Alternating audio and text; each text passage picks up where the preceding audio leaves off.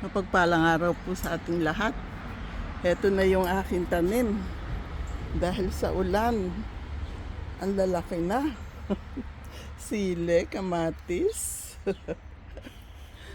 Sile, malungkot yung sili kong yon. Sa dami ng ulan. Mga sili po yan. Ayan, talong. Namumulaklak na ang aking mga talong. Wow! May bulaklak na sila.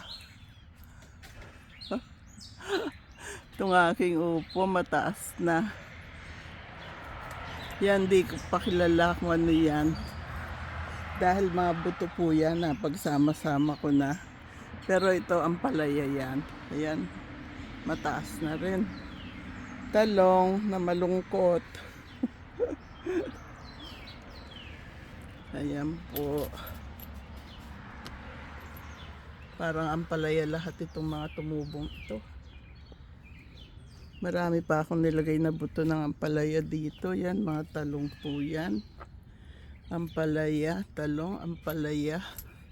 Talong, ampalaya. Ampalaya din pala yan. Mga talong, mga namumulaklak na sila. Saan ba yung aking sitaw? Sitaw, bataw. Natunaw yata sa ulan yung aking sitaw. Ayun, isa lang ang lumaking sitaw. Ay, natunaw sa ulan at sa lamig.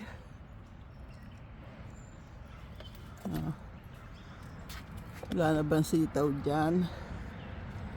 Wala. Isa lang yung sitaw na nakaligtas.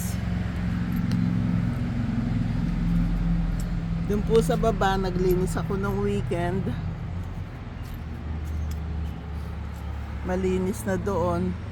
Hindi pa kita mga tinanong ko doon. Marami pong tumubong mga kalabasa. Sitaw na wala. Iisa natunaw sa ulan. Di bale. Importante meron para sa pinakbit. O bulang lang. Akala ko tutubo sila. Ito wala. Natunaw sa ulan. Yun lang ang magandang sitaw na lumabas. Ayun, ang palaya. Yung aking kalamansi. Ayan po ang aking mga tanim. Dinalaw ko lang.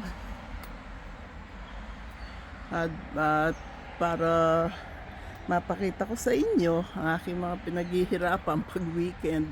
Marami po akong ginagawa. God bless us all. I love you all. Thank you po. Sa mga subscribers, magpadami na tayo para tayo makapag-live na. Okay po, God bless us all. I love you all.